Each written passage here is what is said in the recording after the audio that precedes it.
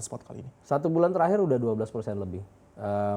Jadi sebenarnya kalau dari sudut pandang kami, ini tingkat suku bunga bukan arahnya untuk turun.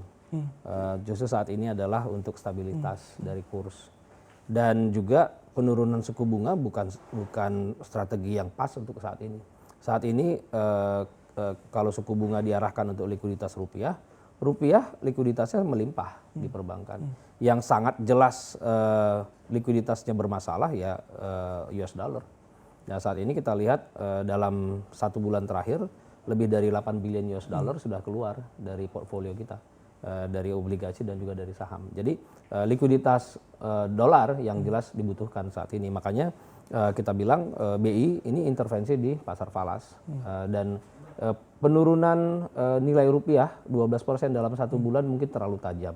Bank Indonesia perlu intervensi lebih banyak dan siap-siap untuk menaikkan suku bunga, bukan menurunkan. Intervensinya di pasar falas dan dengan tegas Anda mengatakan stand saya adalah jangan turun, tetap saja dipertahankan. Karena bukan di sana sebenarnya akar permasalahan bukan solutif berarti ya. Dan itu bukan untuk saat ini kalau dibilang untuk kredit tidak akan bergerak.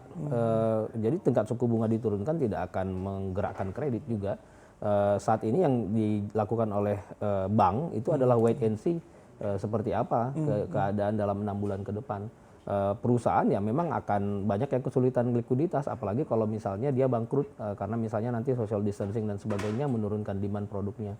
Sehingga solusinya bukan kebijakan moneter, bukan stimulus moneter. Apakah itu eksepsional untuk Indonesia? Karena kalau kita lihat ini juga trennya memang banyak sekali bank-bank sentral dunia semua rame-rame memangkas suku bunga. Tapi menurut Anda ini eksepsional karena sebenarnya akar permasalahan kita bukan di masalah suku bunganya karena kredit pun juga tidak terdorong di sana. Berarti intervensinya di falas. Seperti itu kah Pak? Intervensinya di falas terutama untuk kalau kita lihat dari emerging economies, mata uang rupiah itu tergolong yang paling banyak tertekan. Kita sekelompok sekarang dengan Turki, dengan Argentina dan sebagainya. Kita sudah lebih dari 12% dalam 1 bulan terakhir. Dan ini sangat tajam. Kalau kita bandingkan dengan 2008 misalnya, ini fenomena yang berbeda. Memang kalau fenomena 2008 kita masalahnya demand. Kalau sekarang kita fenomenanya adalah supply shock. Tapi 2008 juga sangat mirip. Dalam 1 tahun itu penurunan nilai rupiah lebih dari 30%. Nah pada saat ini kita sekarang dalam 1 bulan aja sudah 12%. Nah, ini kita butuh stabilitas. Karena sudah Anda sandingkan dengan Turki dan Argentina, berarti kita sebenarnya sudah semakin dekat atau bahkan sebentar lagi sampai ke bottoming levelnya Pak. Karena tadi 15.400 pun dikatakan ini sudah dekat loh ke level terlemah sepanjang sejarah. Bukan main-main, terlemah sepanjang sejarah. Sejarah kan cuma menunjukkan waktu itu responnya seperti apa. Saat ini kan fenomenanya juga sangat berbeda. Kalau misalnya kita paralelkan ke 2008 ini nggak fair. Kenapa? Karena sekarang ini kita mengalami masalah supply.